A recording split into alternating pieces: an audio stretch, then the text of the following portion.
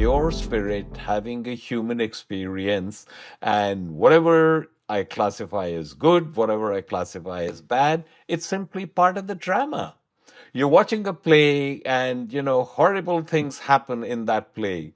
Say you're watching Oliver Twist, and he is not got enough food, and he asks for more, and he gets beaten up for more, and you feel for this poor kid who's being beaten up, but at the same time you're really enjoying the play. That's exactly where you are in a play. It's all a dream. So for those persons who are now right now going through tough times, let's assume you go to sleep and you dream. And in your dream, you're being chased by Freddy Krueger. Remember Freddy Krueger from Sure. Nightmare on Elm Street? And he's Of after course. you, and Yeah. he's got fingers like knives, and he's slashing, and you're running away. But he's coming behind you, and you hide. And he looks around, and you can hear the breathing. Can you feel the crescendo of fear? And then he rips the curtain apart, and you try to run, and he jabs at you, and he gets you with the knife, and you have deep scratches as you run. But when he gets you with the knife, there is pain, and the pain is so sharp, you wake up, and then you say, "But it was all a dream."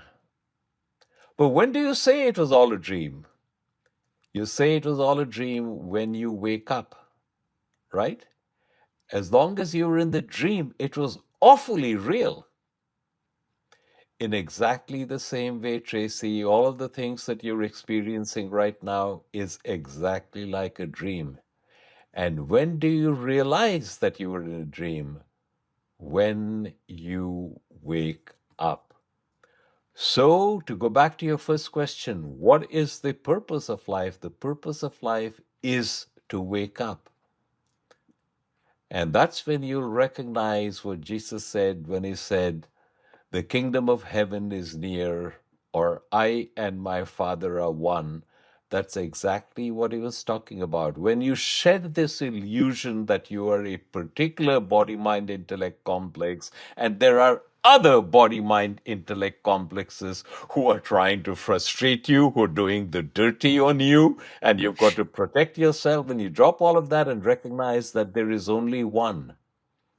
There is no Tracy's awareness and Srikumar's awareness. There's only awareness. And you are that. You have always been that. You cannot not be that. And the only thing that's preventing you from realizing it is the thought that you're not there. And getting rid of that illusion, that is the purpose of life.